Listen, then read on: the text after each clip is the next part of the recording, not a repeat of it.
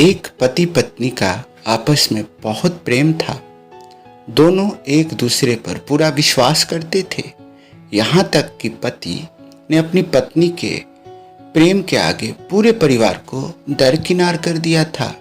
पत्नी के लिए वह घर के सब लोगों से लड़ लेता था।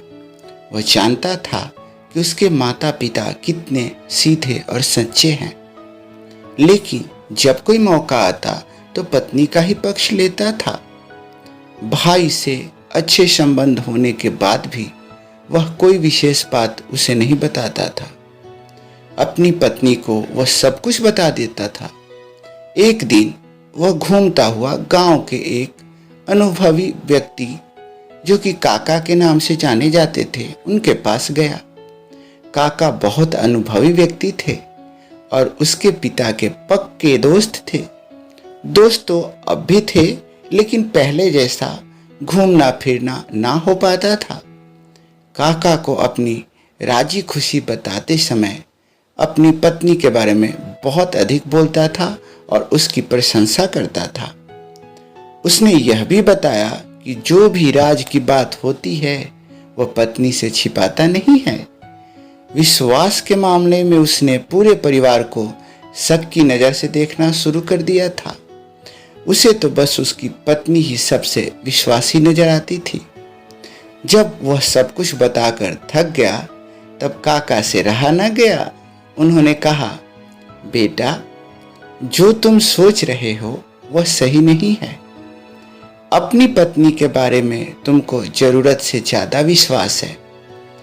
अगर विश्वास देखना चाहते हो तो किसी समय परीक्षा लेकर देख लो, फिर पता चलेगा कि कौन कितनी राज की बात छिपा सकता है। मैं यह नहीं कह रहा कि तुम्हारी पत्नी का प्रेम सच्चा नहीं है। कभी कभी सच्चा प्रेम करने वाला नासमझी में अपने प्रिय का हित करने की जगह अहित कर बैठता है। सारी बात सुनकर वह काफी अधीर हो उठा। उसने जल्दी जल्दी से पत्नी की परीक्षा लेनी चाहिए। उसने काका से कुछ करने के लिए पूछा तो काका ने उससे एक नाटक रचने को कहा और उसे विस्तार से समझा दिया। उसके बाद एक दिन रात के समय वह एक कटा तरबूज अंगोछे में लपेटे हुए लाया। उसकी पत्नी ने देखा अंगोछे से टपक टपक कर लाल बूंदें गिर रही है। वह अपनी पत्नी से बोला, देख, किसी से कहना मत। मैंने एक आदमी का सिर काट लिया है। इसे छिपाना है, नहीं तो मुझे सिपाही पकड़ लेंगे और मुझे फांसी की सजा मिलेगी। उसने अपनी पत्नी से एक फावड़ा मंगवाया और घर के बाईं ओर थोड़ा चलकर एक पेड़ के नीचे उस अंगोछे में लिपटे तरबूज को रख दिया। वहीं उसने गड्ढा खोदा और उसमें तरबूज को अंगोछे सहित गाड़ दिया। ऊपर से मिट्टी डालकर वह जगह समतल बना दी। उसकी पत्नी इस घटना से बेचैन हो उठी। अपने पति से कुछ नहीं कहती थी, बल्कि अंदर ही अंदर बहुत ही घुटन महसूस कर रही थी। उसे एक दुख सा महसूस होता था। अब वह मन में रखे इस बोझ से हल्का होना चाहती थी। एक दिन उसने अपनी पक्की दोस्त पड़ोसन को यह बात सुना दी और कहा, देख बहन, किसी से कहना मत, नहीं तो मेरे पति को फांसी हो जाएगी। उस महिला को भी वह बात नहीं पची।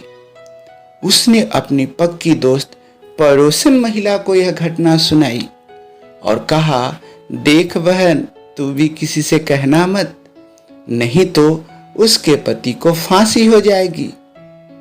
इसी प्रकार एक ने दूसरे को, दूसरे ने तीसरे को, तीसरे ने चौथे से कहा और फिर यह खबर पूरे गांव में फैल गई।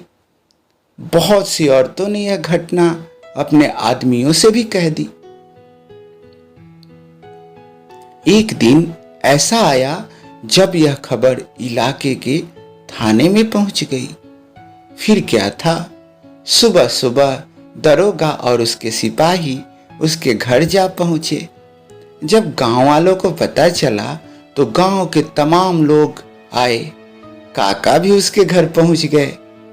दरोगा ने सबसे पहले उसकी औरत को धमका कर पूछा, बता तेरे आदमी ने सिर कहाँ गाड़ा है, नहीं तो तुझे ही फांसी हो जाएगी। उसने डर के मारे वह स्थान इशारा कर कर दिखा दिया। जब दरोगा ने उस स्थान को किसी मजदूर की मदद से खुदवाया तो खोदने के बाद अंगोछे में लिपटा हुआ एक कटा तरबूज निकला। जब उसके आदमी को डांटा गया तो उसने पूरी घटना कह सुनाई। काका ने भी कहा कि इसने अपनी पत्नी की परीक्षा के लिए काका ने भी कहा कि इसने अपनी पत्नी की परीक्षा लेने के लिए यह किया था। यह सुन सभी लोगों ने अपना सर पकड़ लिया, सब घर चले गए। दरोगा भी चला गया, पर उसके सामने उसकी पत्नी पानी पानी हो गई। वह तो बहुत बड़ा दंभ भरा करती थी कि मैं आपके छोटे से छोटे राज तो छोड़िए, मैं बड़े से बड़े राज भी अपने अंदर छिपा लूंगी। तो दोस्तों, आपने इस कहानी से क्या सुना कि पत्नी कितनी भी प्यारी हो, उसे अपना सबसे अभिन्न राज बिल्कुल नहीं बताना चाहिए। तो सुनते रहिए, दोस्तों को भी सुनाते रहिए ऑनी टून्स। मिलते हैं अगली कहानी में बहुत ही जल्द।